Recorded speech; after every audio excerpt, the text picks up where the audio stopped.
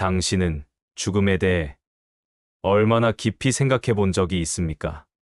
우리는 살아있는 동안 죽음을 멀리 밀어두며 살아갑니다. 마치 나와 상관없는 이야기처럼 생각하며 하루를 보냅니다. 하지만 부처님은 말씀하셨습니다. 죽음을 모른다면 삶을 제대로 살 수 없다. 죽음은 언제 올지 모릅니다. 예고장도 없고 준비하라는 신호도 없습니다. 그저 어느 날 아무 말 없이 우리 앞에 다가옵니다. 그 순간 내 몸에서는 어떤 일이 일어날까요? 내 마음은, 내 의식은 어디로 향할까요? 우리는 죽음을 두려워하지만 진짜 두려운 것은 죽음 뒤에 무엇이 오는지 모른다는 것입니다. 누군가는 죽음 뒤에 어둠만 있다고 말합니다. 누군가는 모든 것이 끝난다고 말합니다. 하지만 불교에서는 전혀 다르게 말합니다. 죽음은 사라짐이 아니라 옮겨가는 과정이며 의식은 완전히 꺼지지 않고 다음 길을 향해 움직인다고 말합니다. 죽음은 공포가 아니라 삶과 이어진 또 하나의 문입니다. 그리고 그 문을 통과하는 순간 우리 몸과 마음에는 매우 신비롭고도 깊은 변화가 찾아옵니다. 이제 죽음의 첫 순간부터 의식이 몸을 떠나는 과정, 그 안에서 펼쳐지는 불교적 진실을 하나씩 따라가 보겠습니다. 시작하기 전 구독과 좋아요를 눌러주시고 오늘 이 영상을 어디에서 청취하시는지 댓글로 나눠주세요. 사람이 마지막 숨을 내쉬는 순간 우리 몸은 갑자기 멈추는 것이 아니라 마치 시계 태엽이 천천히 풀리듯 기능을 하나씩 놓기 시작합니다. 눈을 떠도 잘 보이지 않고 귀가 들려도 소리가 점점 멀어지고 손과 발은 감각을 잃어갑니다. 생명은 한 번에 끊어지는 듯 보이지만 불교에서는 몸이 생명을 내려놓는 이 과정이 여러 단계로 이루어진다고 설명합니다. 이 과정은 고통이 아니라 자연의 원리가 제자리로 돌아가는 순간이며 우리 몸이 마지막으로 세상과 인연을 천천히 정리해가는 시간입니다. 불교에서는 모든 생명은 낙물불바람이라는 네 가지 성질이 서로 기대어 살아간다고 말합니다. 우리가 보는 몸은 뼈와 살 같지만 사실은 네 가지 성질이 모여 잠시 사람이라는 형태를 이루고 있을 뿐입니다. 죽음이 다가오면 이 네 가지가 각자 제자리로 돌아가기 시작합니다. 땅의 성질은 무너지고 물의 성질은 말라가며 불의 성질은 식어가고 바람의 성질은 숨과 함께 잦아듭니다. 이것을 불교에서는 사대분리라 부르며 죽음은 바로 이 자연스러운 분리의 완성입니다. 땅의 성질은 우리 몸의 기둥 역할을 합니다. 뼈, 근육, 살 같은 단단한 부분이 모두 땅의 성질이 만들어낸 구조입니다. 죽음이 가까워지면 이 땅의 기운이 먼저 약해지기 시작합니다. 그래서 다리의 힘이 풀리고 걷기 어려워지고 중심을 잡지 못하게 됩니다. 손가락에도 힘이 빠지고 물건을 잡지 못하게 되는 것도 땅의 성질이 빠져나가는 과정입니다. 이는 몸이 무너지는 느낌이 들지만 사실은 자연으로 돌아가는 가장 첫 번째 신호일 뿐입니다. 물이 사라지면 생명도 유지될 수 없습니다. 죽음이 가까워지면 몸 안의 수분이 천천히 줄어듭니다. 입이 바짝 마르고 혀가 잘 움직이지 않으며 피부는 탄력을 잃습니다. 혈액이 천천히 흐름을 멈추고 맥박은 점점 약해집니다. 이 모든 것은 물의 성질이 몸 밖으로 떠나는 과정입니다. 불교에서는 이것을 물 기운이 흩어지는 순간이라 하며 몸이 더 이상 세상과 연결되어 있지 않다는 신호입니다. 죽음이 가까워지면 몸의 온기, 즉 불의 성질이 사라지기 시작합니다. 손끝과 발끝부터 서늘해지고 가슴과 배로 차가움이 내려옵니다. 몸은 따뜻함을 유지하지 못하고 체온은 점점 떨어집니다. 이때 주변에서는 죽음이 다가오고 있음을 느끼게 되지만 불교적으로 보면 이것은 몸이 자연으로 돌아가는 당연한 과정입니다. 불의 성질이 사라진다는 것은 생명, 에너지가 이제 몸에 머물지 않는다는 뜻입니다. 마지막까지 남아있는 것은 바람의 성질, 즉 숨과 기운입니다. 사람은 죽기 직전 숨이 짧아졌다 길어졌다 하며 마지막 기운까지 다 써냅니다. 그리고 어느 순간 숨이 아주 조용하게 끊어집니다. 이때 가족들은 마지막 숨을 거두었다고 말하지만 불교적으로 보면 바람의 성질이 몸에서 빠져나간 것입니다. 이 순간이 바로 삶에서 죽음으로 넘어가는 문입니다. 숨이 끊겼다고 해서 의식까지 바로 사라지는 것은 아닙니다. 불교에서는 몸은 멈췄지만 의식은 한동안 그 자리에 머문다고 설명합니다. 마치 방 안에 사람이 없는데도 따뜻한 온기가 남아있는 것처럼 의식은 몸 근처에 머물며 천천히 새기를 준비합니다. 그래서 임종 직후 몇 분 동안은 마음이 몸을 떠나는 과정이 진행된다고 합니다. 눈은 보이지 않아도 마음은 계속 깨어 있습니다. 귀는 들리지 않아도 정신은 주변을 느끼고 있습니다. 몸의 감각은 모두 사라지지만 의식은 여전히 내가 어디에 있는지, 무엇이 일어나는지 어렴풋이 알고 있습니다. 그래서 임종하는 이에게 좋은 말을 들려주면 영혼에 큰 위로가 된다고 불교에서는 강조합니다. 우리 존재는 몸 하나로 이루어진 것이 아닙니다. 몸, 느낌, 생각, 기억, 의식이라는 5가지 요소가 모여 나라는 존재가 만들어집니다. 그러나 죽음이 다가오면 이 5가지가 하나씩 풀어집니다.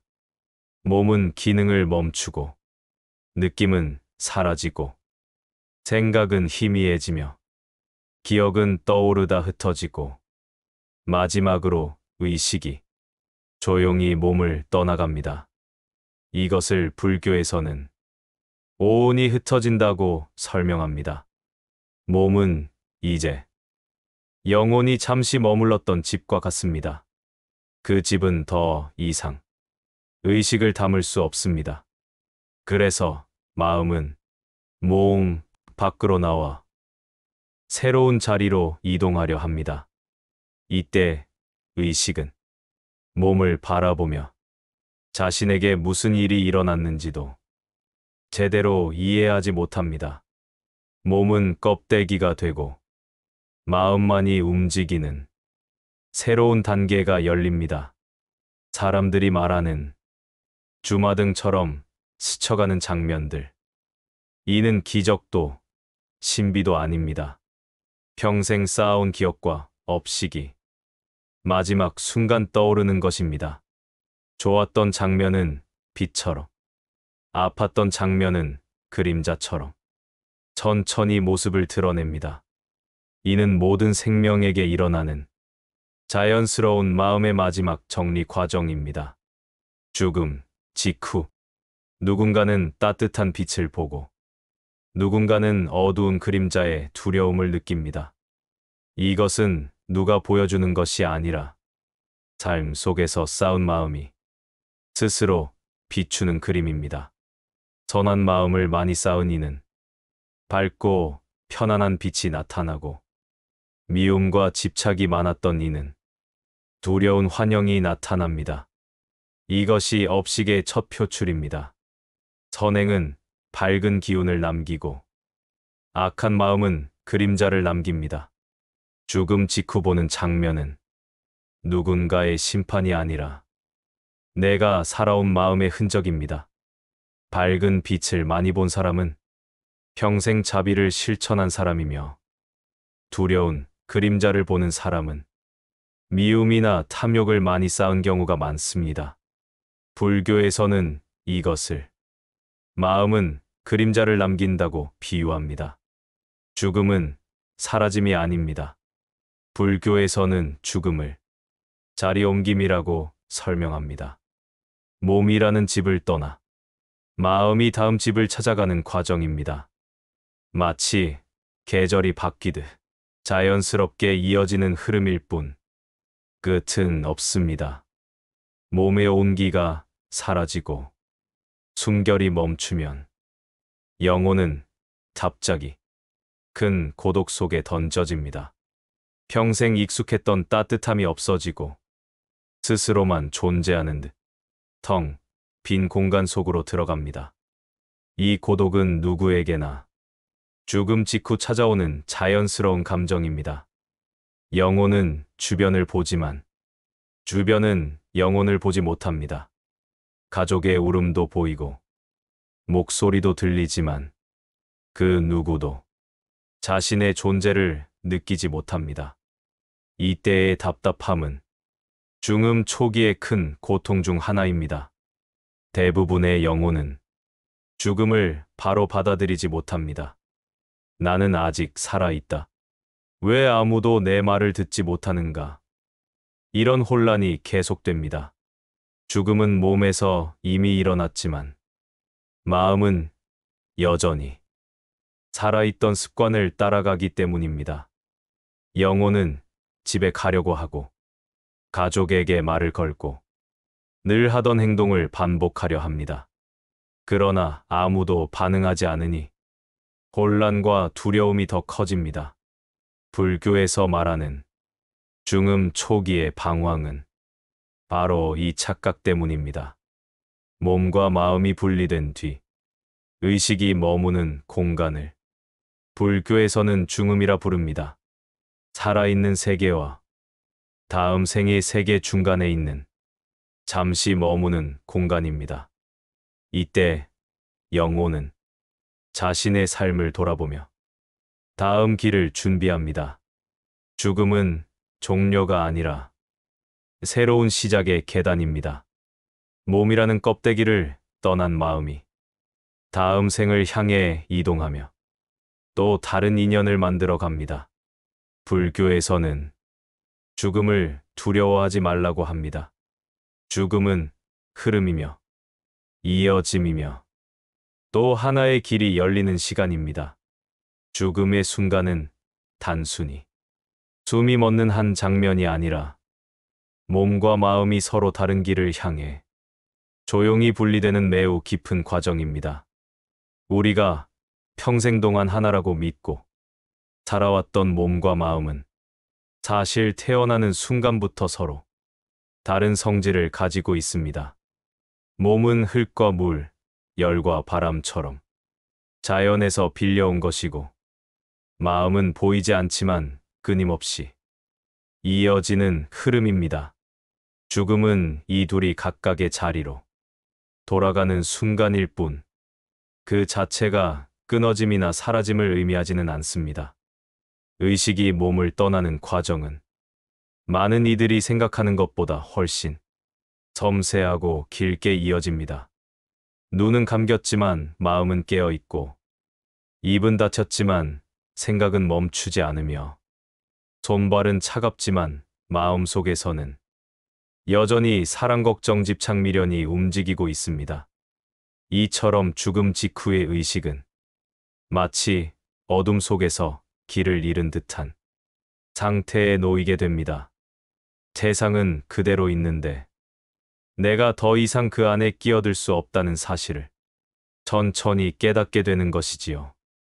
불교에서는 이 시기를 자신의 생이 풀리는 과정이라고 설명합니다. 살아있을 때 몸에 깊이 새겨졌던 생각과 감정, 좋았던 기억과 아팠던 기억, 평생 쌓아온 업식들이 죽음 직후 한꺼번에 등장하기 시작합니다. 어떤 이는 어린 시절의 따뜻한 순간을 떠올리고, 어떤 이는 후회와 미안함이 밀려오고, 또 어떤 이는 두려움과 막막함을 마주하게 됩니다.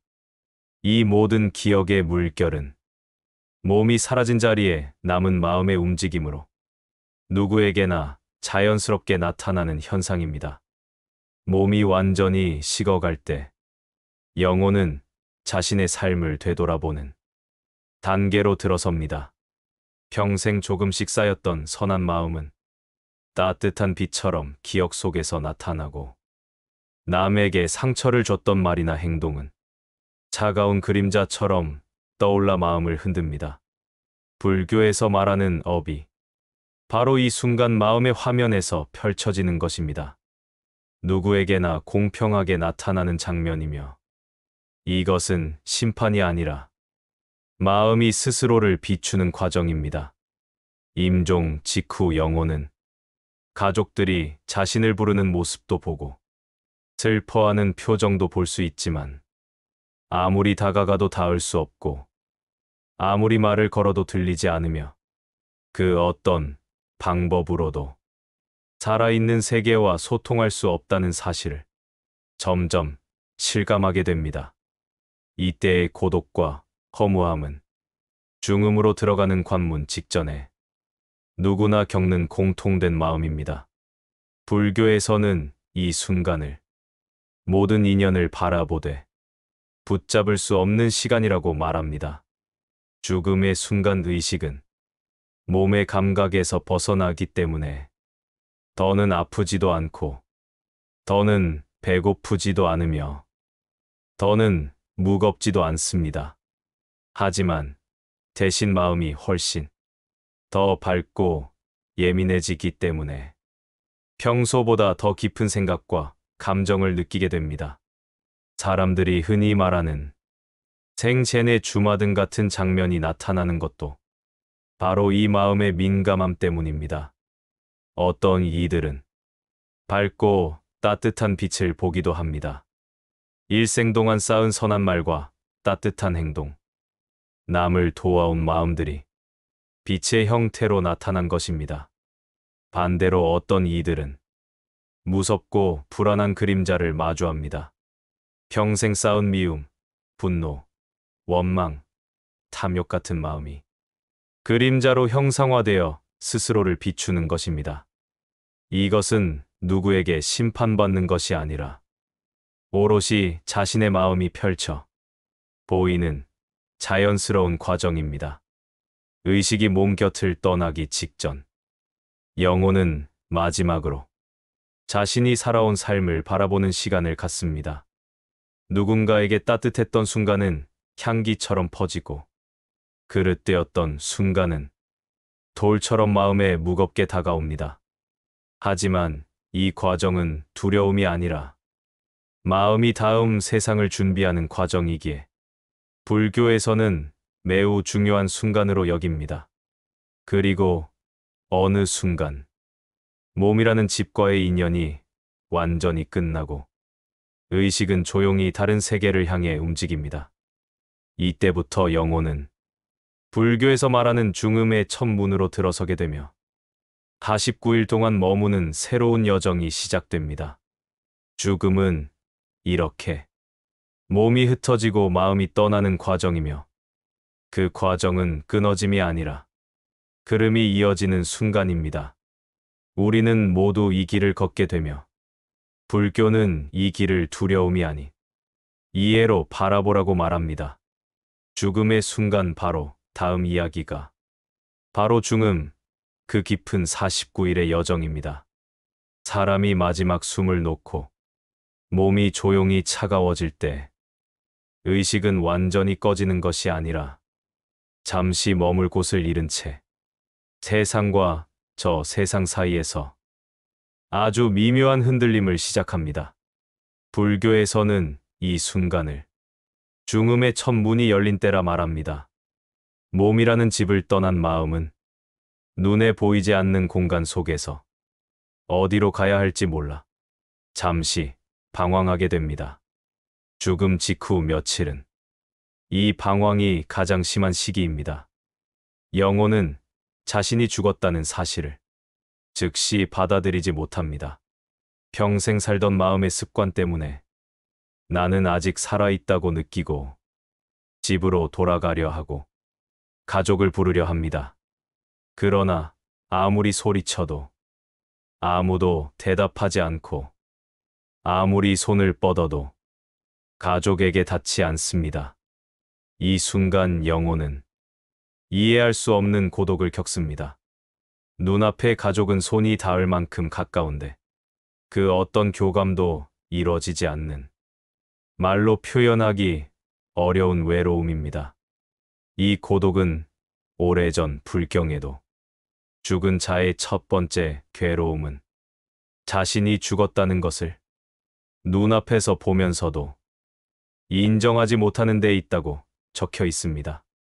영혼은 집안을 돌아다니며 늘 앉던 자리, 늘 보던 물건, 익숙한 냄새를 느끼려 애쓰지만 더는 그 안에 자신의 몸이 머물지 않는다는 사실을 서서히 깨닫게 됩니다.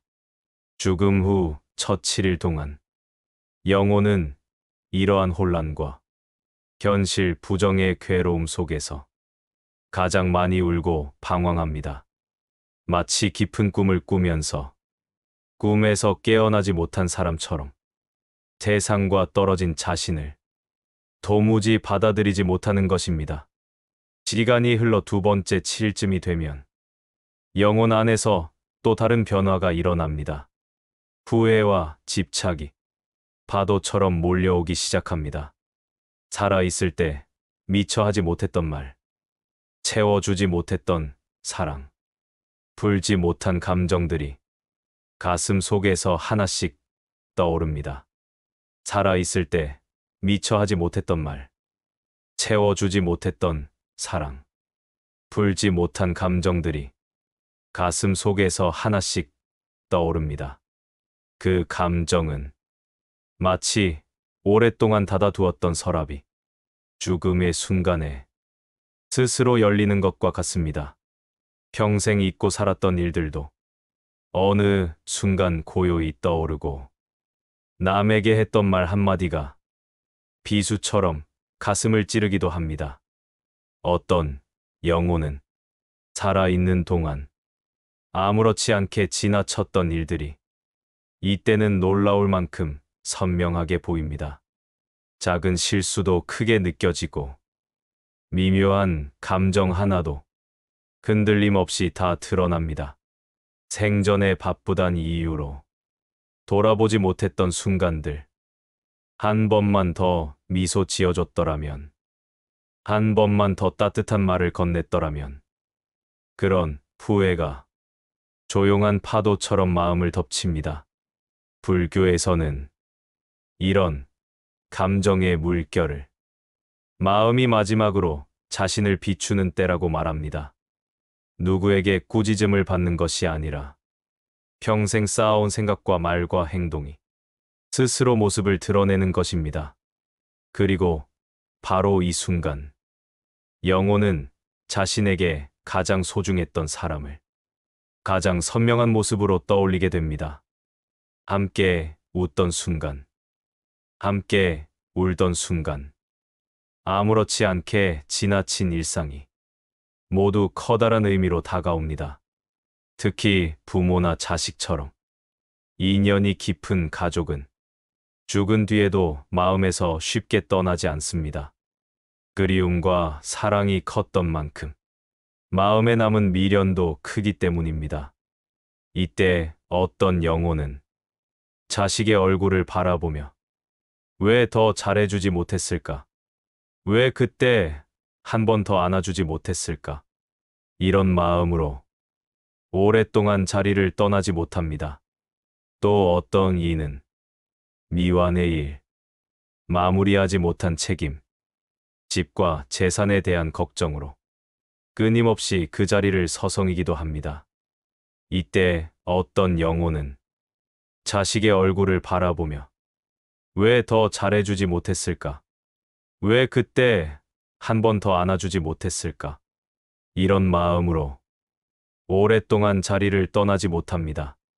또 어떤 이는 미완의 일, 마무리하지 못한 책임, 집과 재산에 대한 걱정으로 끊임없이 그 자리를 서성이기도 합니다.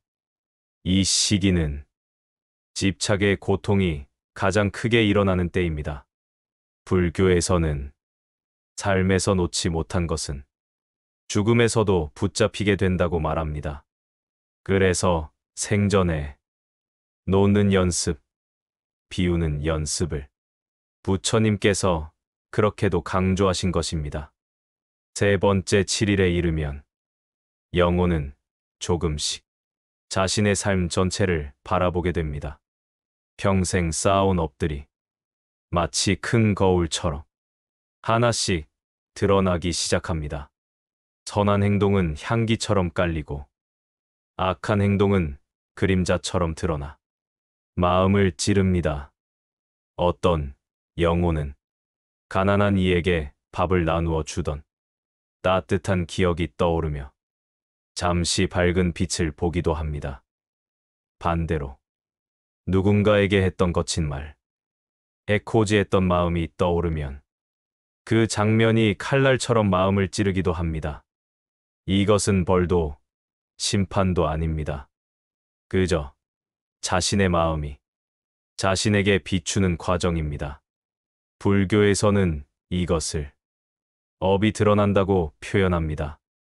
네 번째 7일에 들어서면 이 업을 바라보는 마음에서 억울함과 분노가 솟아오르기도 합니다. 왜 내 삶은 이렇게 끝났는가?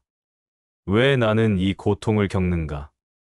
영혼은 자신에게 찾아온 죽음의 순간을 완전히 받아들이지 못해 원망과 분노 속에서 흔들립니다. 불교에서는 이 시기를 매우 중요한 때로 봅니다. 분노는 마음을 어둡게 만들어 영혼을 더욱 고통의 길로 이끌기 때문입니다. 이때 가족의 기도와 염불은 정말 큰 힘이 됩니다. 부처님의 이름 한 번을 불러도 어둠 속에 작은 등불이 켜지듯 영혼의 두려움이 조금씩 풀립니다. 다섯 번째 7일에 이르면 영혼은 비로소 조금 더 고요하게 자신의 삶을 바라보기 시작합니다. 이 시기에는 마치 오래된 영화를 보는 듯 평생의 장면들이 조용히 흐르듯 떠오릅니다. 좋았던 순간은 따뜻하게, 아팠던 순간은 차갑게 마음속에서 움직입니다. 중음의 세계에서는 시간의 흐름이 사람과 다르기 때문에 짧은 순간에 평생을 되돌아볼 수 있다고 합니다. 불교에서는 마음의 작용은 번개보다 빠르다고 말하는데 바로 이 시기를 두고 한 말입니다. 여섯 번째 7일이 되면 영혼은 본격적으로 길을 선택해야 하는 갈림길에 서게 됩니다. 극락으로 향하는 밝은 길과 괴로운 세계로 떨어지는 어두운 길이 아주 선명하게 갈라지는 시기입니다. 이때 어느 길을 가게 되는지는 오직 업과 마음의 결에 달려 있습니다. 하지만 이 시기에도 가족의 기도와 보시는 정말 큰 힘이 됩니다. 불교에서는 산자가 지은 선한 공덕은 죽은 이를 밝은 곳으로 이끈다고 말합니다. 특히 부모와 자식이 마음을 모아 부처님의 이름을 부르면 그 울림은 그대로 영혼에게 닿아 어둠 속에서 길을 잃지 않도록 도와줍니다. 그리고 마지막 7번째, 즉 49일째 되는 날, 영혼은 마침내 어디로 갈지 최종적인 결정을 하게 됩니다. 이 날은 중음의 문이 닫히고 다음 생의 문이 열리는 가장 중요한 순간입니다. 좋은 곳으로 가는 영혼은 밝은 빛을 따라 편안히 나아가고 괴로운 업이 많은 영혼은 그림자 같은 세계로 끌려갑니다. 불교에서 말하는 육도윤회의 6길 중 어느 길을 가게 되는지가 바로 이 순간 결정되는 것입니다. 49일 동안 가족의 기도는 결코 헛되지 않습니다. 기도는 눈에 보이지 않아도 영혼에게 분명히 닿습니다. 부처님도 말씀하셨습니다. 자의 한 번의 정성은 죽은 자의 1000번의 울음보다 깊다. 죽음은 끝이 아니라 또 다른 시작의 문이며 중음의 49일은 그 문으로 걸어가는 과정입니다. 이 과정을 이해하면 죽음을 두려워하는 대신 삶을 더 깊이 바라보게 됩니다.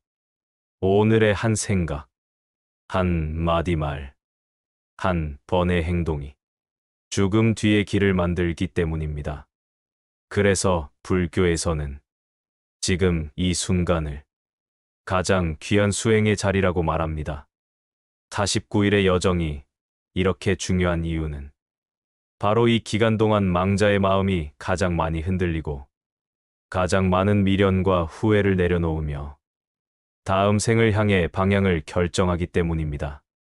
그래서 불교에서는 오래전부터 사람은 죽은 뒤 49일 동안 머문다는 가르침을 전했고 이 기간 동안 망자를 위해 기도하는 의식을 49제 혹은 77제라 부르게 되었습니다. 49제는 단순한 제사가 아닙니다. 음식과 향을 올리고 의식을 치르는 행위, 그 자체가 목적이 아니라 그 형식 속에서 망자의 마음을 안정시키고 흔들리는 의식이 밝은 길을 선택할 수 있도록 도와주는 깊은 자비의 행위입니다. 불교에서는 사람이 죽은 뒤 매 7일마다 심판 아닌 심판, 즉 마음의 장면을 마주하는 시간이 찾아온다고 합니다. 산 사람이 꾸짖거나 벌을 주는 것이 아니라 자신의 마음이 스스로를 비추는 순간이지요. 그래서 첫 7일째, 14일째, 21일째 이렇게 7번의 중요한 고비가 찾아옵니다. 그리고 마지막 49일째 그 영혼은 마침내 다음 생의 문을 선택하게 됩니다. 이러한 이유로 49제는 망자를 위한 마지막 사랑이자 남겨진 이들의 수행이라고도 합니다. 왜냐하면 깊은 슬픔에 빠져 울기만 하면 그 울음이 망자를 붙잡아 중음에서 더 오래 머물게 만들기 때문입니다. 반대로 기도와 염불은 하늘 위에서 등불처럼 빛을 밝히며 영혼이 편안히 떠났다는 믿음을 전해줍니다. 오래전부터 내려오는 이야기 중 하나는 어머니를 먼저 떠나보낸 한 아들이 슬픔을 이기지 못해 영가 이름을 부르며 며칠을 울기만 했다고 합니다. 그 후 한 스님이 아들에게 이렇게 말했다고 하지요. 우는 것은 너의 마음을 위한 것이지만 기도는 어머니를 위한 것이니라. 울음은 어머니를 붙잡지만 기도는 어머니를 보내드린다. 그 뒤로 아들은 매일 향 하나를 피우고 부처님의 이름을 외우며 49일 동안 어머니를 위해 기도했습니다. 그 마음이 맑고 정성이 깊었기에 어머니의 영혼은 결국 두려움 없이 밝은 길을 향해 걸어갔다고 전해집니다. 이처럼 49제는 붙잡는 마음에서 보내는 마음으로 전환하는 시간입니다. 남겨진 사람이 해야 할 일은 거창하지 않습니다. 큰 의식이나 많은 음식을 차리지 않아도 됩니다. 정작 가장 중요한 것은 음식이 아니라 마음의 향, 즉 그 사람을 향한 진심 어린 기도입니다. 49일 동안 가족이 해줄 수 있는 가장 큰 도움은 다음과 같습니다. 첫째, 맑은 마음으로 기도하는 것. 관세음보살의 이름을 부르거나 편안히 가십시오, 두려움 없이 가십시오라고 나직하게 마음속으로 전하는 것만으로도 영혼에게는 큰 위로가 됩니다. 둘째, 가벼운 보시나 선행을 하는 것. 누군가에게 따뜻한 말 한마디를 건네거나 작은 기부를 하거나 어려운 이웃에게 반찬 하나 나누는 것. 이 모든 선행은 망자를 대신하여 쌓는 공덕이 되어 그 영가의 길을 밝히는 등불이 됩니다. 셋째, 평온한 마음을 유지하는 것. 불교에서는 슬픔에만 빠져 울면 그 울음에 실린 집착이 망자의 마음을 괴롭게 만들 수 있다고 말합니다. 죽은 이를 위해선 조용한 기도와 따뜻한 마음이 울음보다 훨씬 큰 힘을 가집니다. 넷째, 49일 동안 이름을 불러주는 것. 영가를 위해 염불을 하거나 단순히 편안하세요라고 마음으로 말해주면 그 울림은 영혼에게 그대로 닿습니다. 보이지 않는다고 해서 전해지지 않는 것이 아닙니다. 다섯째, 망자에게 남겨진 미련을 덜어주는 것. 걱정하지 마. 잘 지낼게. 내가 남긴 일들, 우리가 이어서 할게. 이런 마음을 전해주면 영혼은 남은 책임을 내려놓고 더 편안한 마음으로 다음 세상을 향하게 됩니다. 49제의 본래 의미는 풍성한 제사상도, 복잡한 절차도 아닙니다. 49일 동안 마음을 모으고 기도하고 그 사람을 따뜻하게 보내드리는 것.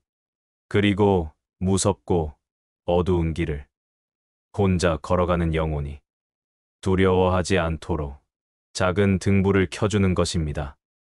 우리는 살아있는 동안 누군가의 손을 잡아주며 위로할 수 있지만 죽음 이후에는 우리의 손이 닿지 않습니다. 그러나 기도는 닿습니다. 마음의 울림은 거리나 차원을 넘어 영혼에게 전달됩니다. 이것이 불교가 수천 년 동안 49제를 이어온 이유입니다. 49일의 기도는 죽은 이를 돕는 길이면서 동시에 나의 삶을 돌아보는 길입니다. 사랑하는 사람을 보내며 내 삶의 집착을 내려놓고 남은 인생을 더 따뜻하게 살도록 우리의 마음을 변화시키기 때문입니다. 그리고 부처님은 마지막으로 이렇게 말씀하십니다. 보내는 마음은 사랑이고 기도하는 마음은 자비이다. 이 마음이 맑으면 영혼은 두려움 없이 나아간다. 49제는 단순한 의식이 아니라 죽은 이를 위한 가장 큰 사랑이자 남은 이들을 위한 가장 깊은 수행입니다. 그러나 모든 영혼이 중음에서 같은 길을 걷는 것은 아닙니다. 불교에서는 마음을 깊이 닦은 스님이나 평생 자비를 실천한 수행자, 세상을 돕는 보살의 마음을 지닌 사람들은 죽음의 과정이 조금 다를 수 있다고 말합니다. 이들은 죽음 직후 혼란과 분별심으로 흔들리지 않고 마음이 고요하게 머물기 때문입니다. 마치 잔잔한 호수 위에 작은 돌 하나 던져도 물결이 금세 잦아들듯 마음이 닦인 이는 죽음의 순간에도 크게 동요하지 않습니다. 옛 불경에는 고승들이 임종할 때 마지막 숨조차 경계함이 없이 마음이 고요히 머물렀다는 기록이 많습니다. 한 스님은 죽음을 앞둔 제자들에게 이렇게 말했다고 합니다. 나의 몸은 여기 남아도 내 마음은 이미 다녀갈 곳을 알고 있다. 두려움은 깨달음의 문 앞에서만 생기지만 깨달음이 익어 있으면 그 문도 두려움도 없다. 이것은 겉으로는 기적처럼 보이지만 사실 평생 마음을 닦아온 사람이 자연스럽게 맞이하는 죽음의 모습입니다. 집착이 적은 사람은 죽음에서 헤매는 시간이 짧고 중음에서도 방향을 잃지 않습니다. 특히 깊은 수행자들은 죽음의 순간 자신의 마음속 빛에 집중하며 두려움 대신 넓은 평온을 경험한다고 전해집니다. 이것을 불교에서는 정념의 죽음이라고 부릅니다. 정념, 즉 깨어있는 마음으로 죽음을 맞이한 존재는 중음의 혼란을 크게 겪지 않고 바로 다음 생의 문으로 향하기도 합니다. 또 어떤 보살들은 남은 이들에게 업을 대신 짊어준다는 비유적 표현이 남아 있습니다. 죽음을 두려움 대신 돌아가는 일로 받아들였던 사람들, 그들에게 죽음은 끝이 아니라 원래 있던 자리로의 귀환처럼 보이기도 합니다. 그러나 이것은 극단적으로 특별한 사람만의 이야기가 아닙니다. 불교에서는 누구든지 오늘의 마음을 닫고 자비를 베풀고 집착을 줄이며 살면 죽음조차 평온한 길로 갈 수 있다고 말합니다. 즉, 특별한 죽음은 선택된 사람의 것이 아닌 닦은 마음의 결과라는 뜻입니다. 망자의 49일이 그렇듯 살아있는 사람의 하루하루도 그 마음의 결에 따라 죽음의 모습이 바뀌게 됩니다. 죽음을 이해하는 순간 삶 또한 깊어지고 매일의 선택이 다음 생의 길이 되는 이유가 여기에 있습니다. 49일의 문이 닫히는 순간 영혼 앞에는 전혀 새로운 세계가 조용히 펼쳐집니다. 중음에서의 방황은 끝났지만 그 끝은 끝이 아니라 또 다른 시작의 문입니다. 불교에서는 이 문을 지나면 누구나 육도윤회라 불리는 6길 중 하나로 향한다고 말합니다. 이 길은 누군가의 심판으로 정해지는 것이 아니라 살아있을 때의 마음과 행동이 만든 업의 힘이 자연스럽게 이끌어가는 그르일 뿐입니다. 밝고 가벼운 마음을 많이 쌓은 사람은 위로 향하고 무겁고 어두운 업을 많이 지은 사람은 아래로 흐릅니다. 마치 물이 높은 곳에서 낮은 곳으로 저절로 흘러가듯 영혼도 자신이 만든 마음의 결을 따라 길을 걷게 되는 것입니다. 육도윤회에서 가장 아래에는 지옥의 세계가 있습니다. 이 세계는 누군가가 만들어낸 공포의 장소가 아니라 스스로 만든 업이 보는 방식으로 그대로 나타나는 자리라 불교에서는 설명합니다. 평생 분노가 많았던 사람은 뜨거운 불길 같은 환영을 보고 평생 미움이 많았던 사람은 끝없는 어둠 속을 혼자 걷는 듯한 고독을 체험한다고 하지요. 지옥은 벌이 아니라 마음의 그림자가 그대로 드러나는 장소입니다. 그래서 부처님은 지옥을 두려워하라고 말한 적이 없습니다. 오히려 지옥을 만드는 마음을 두려워하라고 하셨습니다. 지옥 위에는 악귀의 세계가 있습니다. 악귀는 끝없는 갈증과 배고픔 속에 스스로를 괴롭히는 존재로 비유되지만 이 역시 누가 꾸짖어서가 아니라 평생 욕심과 집착에 사로잡혀 살던 마음이 그대로 나타난 것입니다. 원하는 것을 아무리 가져도 채워지지 않고 채워질 듯하다. 사라져버리는 감각, 그 허무가 악귀의 고통이지요. 그 위에는 죽생의 세계가 있습니다. 죽생은 어리석다는 뜻이 아니라 사람의 지혜를 놓치고 본능에 가까운 삶을 살게 되는 곳입니다. 평생 지혜를 쓰지 않고 남을 해치거나 무의식적으로 살았던 마음은 다음 생에서 의식이 어두운 곳에 머물 가능성이 커진다고 불교에서는 설명합니다. 죽생 위에는 아수라의 세계가 있습니다. 아수라는 싸움과 경쟁, 질투가 강한 존재를 비유적으로 말하는데 사람, 세상에서도 이 아수라의 마음으로 사는 이들이 많지요. 이 세계는 빛도 어둠도 아닌 갈등의 자리입니다.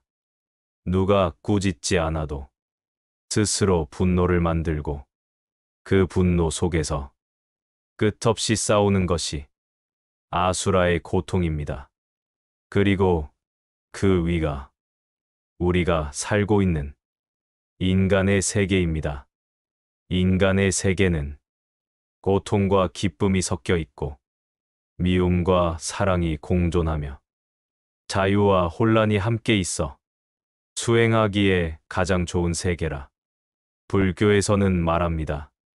인간은 고통이 있어 깨달음을 찾게 되고 기쁨이 있어 자비를 배울 수 있으며 갈등이 있어 마음을 닦는 기회를 얻습니다. 그래서 인간계는 고통이 있어 복된 곳이라 예스님들은 말했지요. 그리고 가장 위에는 천상의 세계, 즉 천신들이 머무는 자리가 있습니다. 이곳은 고통이 적고 쾌락과 평온이 가득한 세계지만 그만큼 수행의 기회는 적습니다. 천신은 오래 살고 행복하지만 그 행복이 깨지는 순간 죽음 뒤에는 다시 낮은 세계로 떨어질 수도 있어 불교에서는 천상도 영원하지 않다고 계속 말해왔습니다. 이렇게 6세계를 하나하나 살펴보면 두려워해야 할 곳이 어디냐가 아니라 어떤 마음이 나를 이끄는가, 이 부분이 가장 중요하다는 것을 자연스럽게 깨닫게 됩니다. 육도의 세계가 이렇게 펼쳐지는 이유는 하늘에서 정한 운명이 아니라 살아있는 동안 내가 만들어 온 마음의 힘이 그대로 작용하기 때문입니다. 그래서 부처님은 죽음 뒤의 세계를 두려워하기보다 지금 이 마음이 어디로 흐르고 있는지를 살피라고 가르치셨습니다. 그렇다면 육도윤회의 길목에서 영혼은 누구를 만나고 어떤 존재들과 스쳐 지나갈까요? 불교에서는 죽음 뒤의 세계에 수많은 존재가 형상은 다르지만 마음의 결에 따라 나타난다고 설명합니다. 분노와 미움이 많은 영혼은 자신이 만들어낸 그림자를 괴물처럼 보기도 하고 두려움이 많은 영혼은 어둠 속에서 자기 이 모습조차 확인하지 못한 채 떨기도 합니다. 그러나 이것은 누군가의 공격이 아니라 스스로 만든 마음의 모습이 그대로 나타난 것일 뿐입니다. 불교에서 말하는 마라라는 존재도 마음에서 생겨난 환영입니다. 마라는 악마가 아니라 깨달음을 방해하는 두려움, 욕망, 집착 같은 내면의 그림자를 의인화한 말입니다. 그래서 수행자에게 마라가 나타났다는 것은 어둠 속에 괴물이 나타났다는 뜻이 아니라 마음 속의 욕망과 두려움이 마지막 몸부림을 치고 있다는 상징적인 의미입니다. 중음의 단계에서도 이 마라의 환영은 자주 등장합니다. 특히 삶에서 욕망이 많았던 사람은 그 욕망의 형상이 자기 앞에 그림자처럼 서서 길을 막는 듯 느껴지기도 합니다. 그러나 마음이 밝아 부처님의 이름을 기억하는 이들은 이 환영을 두려워하지 않고 빛을 따라 나아갑니다. 그 순간 마라의 그림자는 안개처럼 사라진다고 불교에서는 설명합니다. 한편 밝은 마음을 많이 지닌 영혼은 전혀 다른 존재를 만납니다. 어둠이 아닌 빛의 형상이 앞에서 손을 내밀어 두려움 없는 길로 이끌어 줍니다. 이 존재를 불교에서는 천신이라 부르고 그 빛을 보살의 광명이라 합니다. 천신은 영혼을 심판하거나 데려가는 존재가 아니라 길을 잃지 않도록 인도하는 역할을 합니다. 마치 깊은 산길에서 등불을 들고 조용히 앞에서 길을 밝혀주는 따뜻한 사람처럼 영혼의 곁에 머물지요. 보살은 더욱 특별합니다. 이들은 이미 더 높은 세계로 갈 수 있음에도 중생을 돕기 위해 다시 이 길목으로 내려온 존재로 설명합니다. 죽음 뒤 두려움에 떠는 영혼에게 두려워 말라. 그 마음 내려놓아라. 조용히 속삭이며 부드러운 빛으로 발걸음을 잡아주는 존재가 바로 보살의 모습입니다. 그래서 누군가는 죽음 직후 아주 밝고 따뜻한 빛을 보기도 하고 어떤 이는 부드러운 목소리를 듣기도 하며 어떤 이는 향기 같은 느낌으로 위로받기도 합니다. 이것은 환상이나 착각이 아니라 그 사람이 평생 동안 마음속에 쌓아온 전업자비 기도의 흔적이 빛의 모습으로 자연스럽게 나타나는 것입니다. 영혼은 이렇게 어둠과 빛, 그림자와 인도자 사이에서 자신의 마음을 비추며 다음 생으로 향할 문 앞에 서게 됩니다. 그리고 그 문은 누구나 갈 수 있지만 각자 다른 모습으로 보입니다. 어떤 이는 밝은 문으로 보이고 어떤 이는 익숙한 집으로 보이고 어떤 이는 넓은 들판이나 잔잔한 물가처럼 보입니다.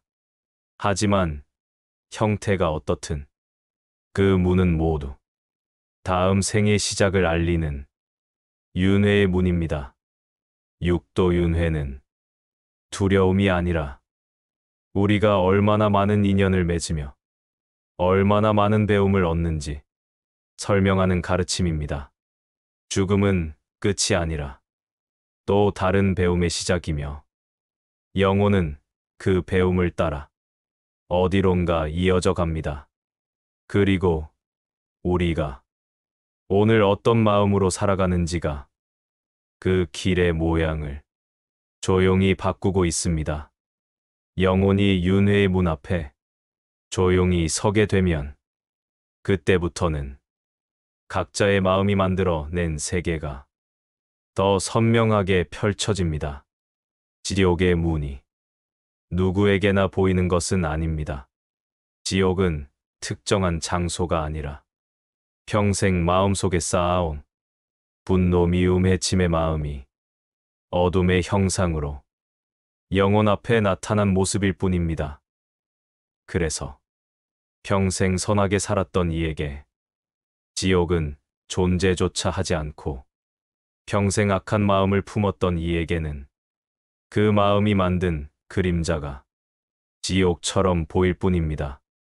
부처님께서는 지옥은 밖에 있는 것이 아니라 그대의 마음속에 있다 라고 하셨습니다.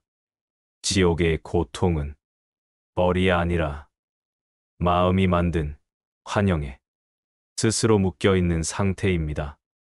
예를 들면 누군가에게 깊은 상처를 준 사람은 죽음 뒤 그 장면이 반복되는 꿈처럼 나타나 자신을 괴롭힐 수도 있습니다. 그것은 누가 벌을 주는 것이 아니라 평생 외면했던 죄책감이 스스로에게 되돌아온 것입니다. 악귀의 세계도 마찬가지입니다. 끝없이 갈증나고 끝없이 허기지고 아무리 먹어도 채워지지 않는 고통. 이 역시 삶에서 집착이 많았던 사람의 마음이 만들어낸 환영입니다. 욕망은 채워지면 또 다른 욕망을 만들어 끝없이 갈증을 일으키지요.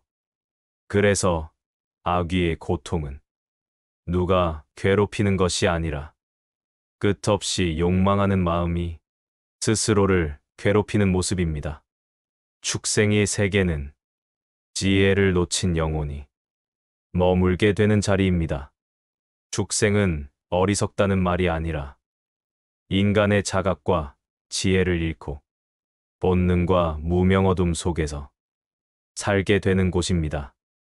삶에서 지혜를 쓰지 않고 남에게 해를 끼치는 행동을 반복했던 이들은 의식이 어두운 곳으로 흘러 다음 생을 준비하게 됩니다. 하지만 축생의 세계도 영원하지 않습니다. 부처님은 모든 존재는 깨달음의 성품을 지녔다 고 하셨습니다. 즉, 어떤 세계에 태어나도 그곳에서 다시 선을 짓고 다시 밝은 마음을 만들면 언제든 빠져나올 수 있다는 뜻입니다. 아수라의 세계는 질투와 분노, 경쟁에 사로잡힌 자리가 됩니다. 사람, 세상에도 아수라의 마음으로 사는 이들이 많지요. 항상 비교하고, 항상 싸우고, 조금만 손해를 봐도 분노가 솟구치는 마음. 이런 마음은 죽음 뒤 빛과 어둠이 섞인 혼란의 세계에서 자신의 분노와 끝없이 싸우는 아수라의 길을 만들게 됩니다. 인간의 세계는 그 모든 세계 중 가장 소중한 자리입니다. 불교에서는 인간에게 태어나는 것이 가장 얻기 어려운 복이다 라고 합니다. 왜냐하면 인간의 삶에는 기쁨과 고통이 함께 있어 깨달음을 찾을 기회가 많기 때문입니다. 마음의 고통이 우리를 돌이켜 보게 하고 사랑과 감사의 순간이 자비를 배우게 합니다. 그래서 인간계는 고통 때문에 슬프고 기쁨 때문에 아름답지만 그 균형 때문에 가장 수행이 잘 되는 세계입니다. 그리고 천상의 세계는 더욱 아름답습니다. 고통이 거의 없고 기쁨과 평화가 가득하며 보살과 천신들이 빛으로 존재하는 곳입니다. 하지만 그만큼 수행의 기회가 적고 편안함에 취해 업을 닦지 못하는 경우가 많아 다시 낮은 세계로 떨어지기도 합니다. 천신의 세계에도 영원함은 없습니다. 모든 존재는 지어진 업의 힘을 따라 다시 윤회의 길로 들어섭니다. 죽음 뒤의 세계에는 천신보살수 존재들이 영혼을 돕는 일도 많습니다. 특히 보살은 이미 중생을 떠날 자격이 있지만 스스로 다시 돌아와 고통받는 영혼을 돕는 존재입니다. 죽음 뒤 마음이 두려움에 떨 때 보살은 밝은 빛으로 나타나 영혼의 발걸음을 부드럽게 이끌어준다고 합니다. 중음에서 길을 잃은 영혼에게 가끔 들려오는 속삭임, 설명할 수 없는 평온, 이유 없는 안도감은 보살의 손길이라고 불교에서는 말합니다. 천신들은 온화한 마음으로 영혼의 길을 인도합니다. 천신은 심판자가 아니라 등불을 들고 앞서 걸어가는 사람과 같습니다. 영혼은 어둠과 빛 사이에서 자신의 업을 비추며 다음 생의 문을 선택합니다. 이 문은 누구에게는 밝게 보이고 누구에게는 어둡게 보입니다. 하지만 그 형태는 모두 마음이 만든 그림자이자 새로운 시작의 관문입니다. 윤회는 지오가 귀축생의 고통도, 아수라의 분노도, 인간의 슬픔과 기쁨도, 천상의 평화도 모두 지나가는 과정일 뿐 영원한 곳은 없습니다. 부처님은 윤회는 끝없는 강물 같으나 마음이 밝아지면 그 강물에서 벗어날 수 있다 라고 가르치셨습니다. 죽음 뒤 영혼이 마주하는 세계는 두려움이 아니라 깊은 이해의 문입니다. 그 문 너머에서 우리는 다시 인연을 만나고 다시 배움을 얻으며 다시 사랑을 배우게 됩니다. 그리고 이 모든 길은 지금 우리의 한 생각, 한 말, 한 행동에서 시작되고 있습니다. 죽음 뒤의 세계는 누구에게나 낯설지만 결코 무서움만 있는 세계는 아닙니다. 영혼은 자신의 마음이 지어 온 길을 따라 자연스럽게 흘러가기 때문입니다. 어둠이 많은 사람에게는 그 어두움이 그림자로 나타나 잠시 두려움을 주지만 선한 마음이 많은 사람에게는 따뜻한 빛이 먼저 다가와 혼란을 가라앉혀 줍니다.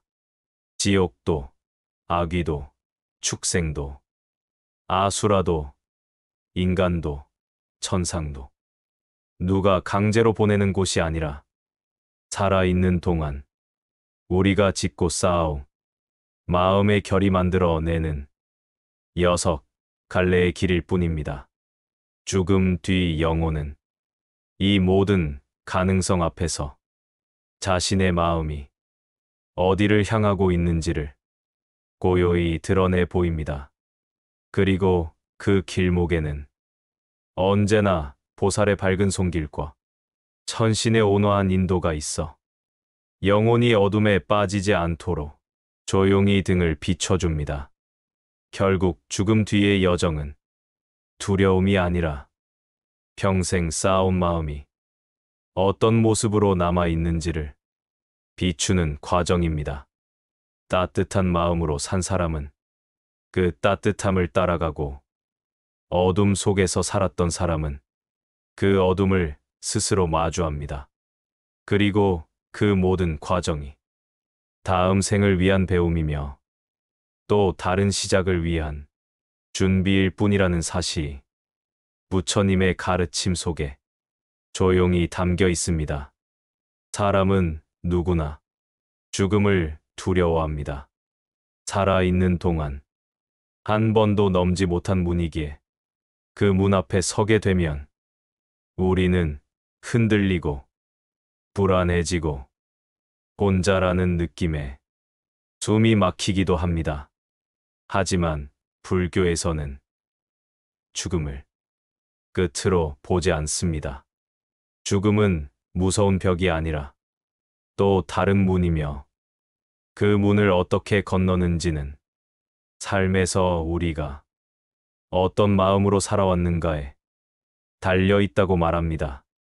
부처님은 죽음을 두려워하는 이들에게 늘 같은 말씀을 건네셨습니다. 죽음을 알면 삶이 바뀐다.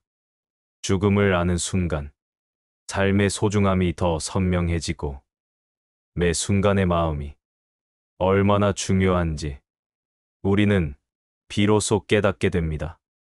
그래서 지금 이 창은 죽음을 넘어 어떻게 살아야 하는가를 가장 깊이 이야기하는 마지막이자 가장 중요한 부분입니다. 죽음을 이해하려면 먼저 삶의 마음을 살펴야 합니다. 사람은 자신이 쥐고 있는 것이 많을수록 죽음을 더 두려워합니다. 재산, 관계, 미움, 억울함, 끝내지 못한 일, 놓고 싶지 않은 욕망들. 이 마음들이 많을수록 죽음은 잃어버림이 되고 두려움이 됩니다. 이를 누구보다 잘 보여주는 일화가 있습니다. 어느 날 젊은 제자가 부처님께 찾아와 이렇게 말했습니다. 스승님, 저는 죽음이 너무 무섭습니다. 죽지 않고 사는 법은 없습니까? 부처님은 그의 초조한 얼굴을 잠시 바라보다가 말했습니다. 죽음을 이기고 싶다면 죽음을 먼저 체험해 보아라. 그리고 제자를 데리고 아무도 없는 산속으로 갔습니다. 부처님은 말했습니다. 하루 동안 아무것도 하지 말고 아무 말도 하지 말고 그저 누워있기만 해라. 몸을 움직이지 말고 잡념이 떠올라도 그저 바라보아라. 내가 죽음을 두려워하는 이유를 알게 될 것이다. 처음에는 별 어려움이 없었습니다. 하지만 시간이 흐르자 제자의 마음은 걱정과 불안으로 가득 차기 시작했습니다. 이러다 병이라도 나면 어쩌지? 내일 해야 하는 일은 어떡하지? 아무것도 하지 못하는 이 시간이 너무 답답하다. 몸은 누워 있었지만 마음은 더 크게 흔들렸습니다. 어둠이 내려오고 숲소리가 차츰 잦아들자 그는 깨달았습니다. 아, 내가 두려운 것은 죽음이 아니라 멈추는 것이구나. 놓지 못한 마음이 죽음을 막고 있었던 것입니다. 다음 날 부처님이 그에게 물었습니다. 어떠하냐? 죽음이 무섭더냐? 제자는 눈물을 흘리며 말했습니다. 저는 죽음이 아니라 저 자신을 무서워했습니다. 너무 많은 것을 쥐고 있어서 그것을 내려놓는 것이 무서웠습니다. 부처님은 조용히 웃으며 말했습니다. 그래서 놓는 연습을 해야 한다. 놓으면 죽음이 가벼워지고 놓으면 삶이 깊어진다. 이 일화가 전하는 가르침은 아주 단순하지만 대단히 깊습니다. 죽음이 무서운 것이 아니라 놓지 못하는 마음이 죽음을 무섭게 만든다는 것. 죽음 뒤 영혼이 가장 크게 겪는 고통은 공포도 아니고 어둠도 아닙니다. 가장 큰 고통은 놓지 못한 마음입니다. 살아있을 때 풀지 못했던 감정, 미움, 억울함, 후회, 욕심, 집착. 이 마음들은 죽음 뒤 영혼을 가장 무겁게 하고 가장 깊은 어둠으로 끌고 갑니다. 그래서 부처님은 반복해 말씀하셨습니다. 삶에서 놓지 못한 것은 죽음에서도 놓이지 않는다. 그렇다면 놓는다는 것은 무엇을 의미할까요? 부처님이 말씀한 놓음은 버리고 도망치는 것이 아니라 집착이 아닌 마음으로 살아가는 것입니다. 말 한마디에 집착하지 않고 돈에 지나치게 매달리지 않고 사람에게 매여 고통으로 스스로를 찌르지 않는 마음. 이 마음 하나가 죽음 뒤의 길을 전혀 다르게 만듭니다. 삶에서 남긴 선행은 죽음 뒤 커다란 빛으로 나타납니다. 불교에서는 선행 하나가 죽음 뒤 6번, 7번의 힘으로 되돌아온다고 말합니다. 누군가에게 건넨 작은 친절, 따뜻한 말, 작은 배려, 그 모든 순간이 죽음 뒤 영혼에게 등불이 되어 나타납니다. 그리고 이 사실 더 분명하게 보여주는 아주 유명한 이야기가 하나 있습니다. 옛날 한 마을에 성격이 정반대인 두 형제가 있었습니다. 형은 겸손하고 친절한 사람이었고, 동생은 욕심 많고 거짓 많은 사람이었습니다. 세상을 먼저 떠난 것은 동생이었습니다. 동생은 죽음 뒤 끝없는 어둠 속에서 깨어났습니다. 주변에는 소리도 사람도 빛도 없고 자신의 호흡조차 잡히지 않는 낯선 공포만이 있었습니다. 그리고 평생 속였던 사람들의 얼굴이 그 앞에 나타나 침묵으로 그를 바라봤습니다. 그 침묵은 고통이었고, 동생은 도망칠 곳도 없이 무너졌습니다. 그때 어둠 속 한 줄기의 작은 빛이 흔들리며 다가왔습니다. 그 빛은 동생이 살아있을 때 어머니가 흘렸던 끝없는 걱정과 기도의 마음이었습니다. 아버지에게 반항하던 날, 늦게 들어오던 밤, 아무 말 없이 동생의 손을 잡아주던 어머니의 기도가 빛이 되어 그를 건져 올린 것입니다. 다음 생의 문은 어머니의 기도 덕분에 조금 더 부드럽게 열렸습니다. 하지만 형이 세상을 떠났을 때는 전혀 달랐습니다. 형의 영혼은 죽음 뒤 처음부터 넓은 길 위에서 깨어났습니다. 그 길엔 불빛이 줄지어 이어져 있었고, 누구인지 모를 따뜻한 존재가 그의 앞을 걸어 인도하고 있었습니다. 형이 살아있을 때 남긴 선행, 다정한 말, 작은 나눔들이 죽음 뒤 큰 빛의 길이 되어 그를 받아준 것입니다. 이 일화가 말해주는 것은 아주 확실합니다. 삶에서 남기는 마음이 죽음 뒤의 길을 만들고, 그 마음의 품질이 다음 생의 문을 바꾸는 것입니다.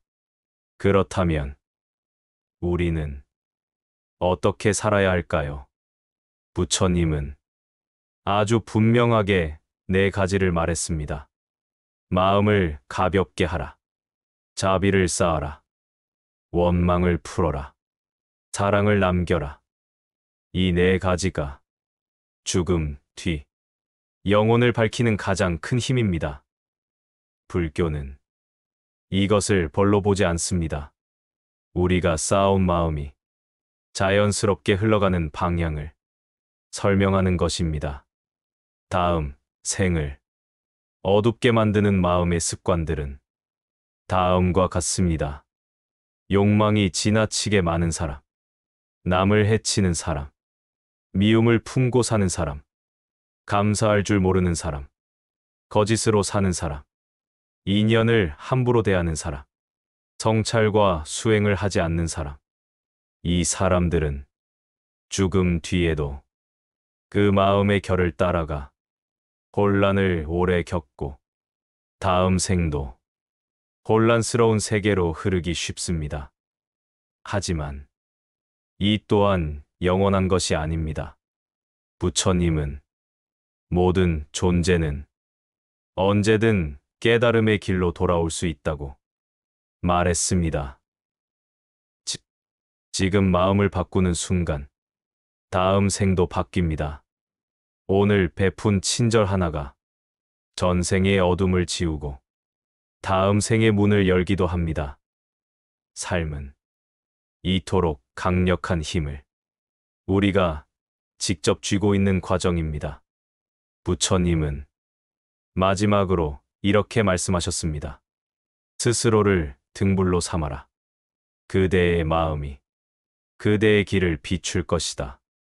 오늘 당신이 가진 마음이 내일 당신의 세계를 만들고 죽음 뒤 당신의 길이 되며 다음 생의 문을 엽니다. 삶은 우리가 생각하는 것보다 훨씬 넓고 훨씬 길며 훨씬 많은 인연의 흐름 속에서 이어지고 있습니다. 우리가 만나는 사람 하나, 스쳐 지나가는 인연 하나조차 우연히 온 것이 아니라 마음 속에서 지어온 작은 씨앗들의 결과라고 불교는 이야기합니다. 좋은 마음은 좋은 인연을 부르고 따뜻한 행동은 따뜻한 세상을 불러옵니다. 그리고 이 흐름은 지금 이 생을 넘어서 다음 생의 문까지 자연스럽게 이어집니다. 그래서 부처님은 이 생에서의 마음가짐이 얼마나 중요한지를 거듭 강조하셨습니다. 부처님은 말씀하셨습니다. 모든 것은 마음에서 비롯된다. 마음이 맑으면 그대의 세계도 맑아진다. 이 한 구절은 좋은 삶, 좋은 인연, 좋은 미래를 만들기 위한 가장 깊고도 단순한 가르침입니다. 우리 마음은 하루에도 수없이 많은 작은 흔들림을 겪습니다. 기쁨과 슬픔, 불안과 편안함, 사랑과 미움이 순간마다 오갑니다. 그런데 그 가운데 어떤 마음에 오래 머무르는지가 삶 전체의 방향을 결정합니다. 만약 작은 일에도 쉽게 화내고 누군가의 잘못을 오래 품고 세상에 대해 불만이 많다면 그 마음은 어두운 구름처럼 우리의 인연 위에 드리워집니다. 반대로 작은 일에도 감사하고 다른 일을 이해하고 자주 미소 지으려 한다면 그 마음은 따뜻한 햇살처럼 우리의 인연을 비추어 줍니다. 그리고 이 차이는 단순한 기분의 차이가 아니라 미래의 방향을 결정하는 아주 중요한 마음의 작용입니다. 좋은 인연을 만들기 위해 가장 먼저 필요한 것은 따뜻한 말입니다. 말은 생각보다 훨씬 강한 힘을 가지고 있어 상대방의 마음뿐 아니라 나 자신의 마음에도 깊은 흔적을 남깁니다. 따뜻한 한마디는 다음 생의 길에 작은 등불 하나를 켜는 것과 같고 거친 말 한마디는 다음 생의 길에 작은 돌멩이를 놓는 것과 같습니다. 그러니 오늘 하루 가장 먼저 실천할 수 있는 것은 말을 통해 좋은 마음을 심는 일입니다. 고맙습니다. 괜찮습니다. 수고 많으셨습니다. 괜찮아요. 제가 도와드릴게요. 이런 말들이 우리의 마음을 밝히고 그 밝음이 미래의 인연을 부드럽게 열어줍니다. 두 번째로 중요한 것은 자신을 있는 그대로 인정하는 마음입니다.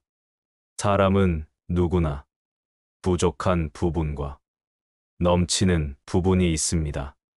하지만 우리는 자신을 자주 탓하거나 스스로를 미워하며 마음을 무겁게 만들기도 합니다.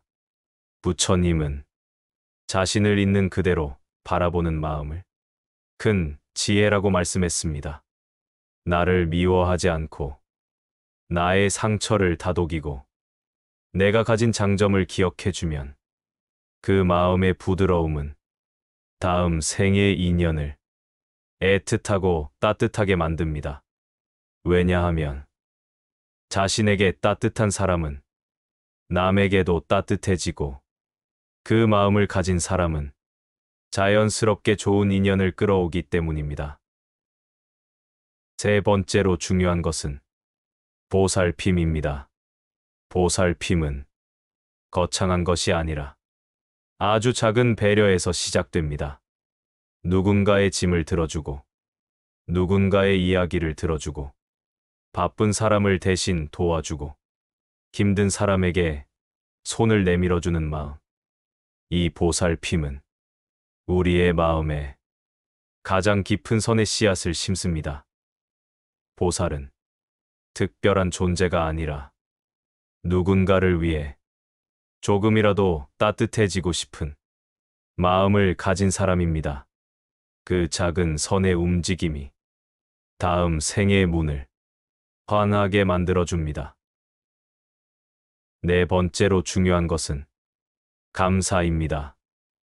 감사는 마음을 밝게 비추는 가장 쉬우면서도 가장 강력한 수행입니다.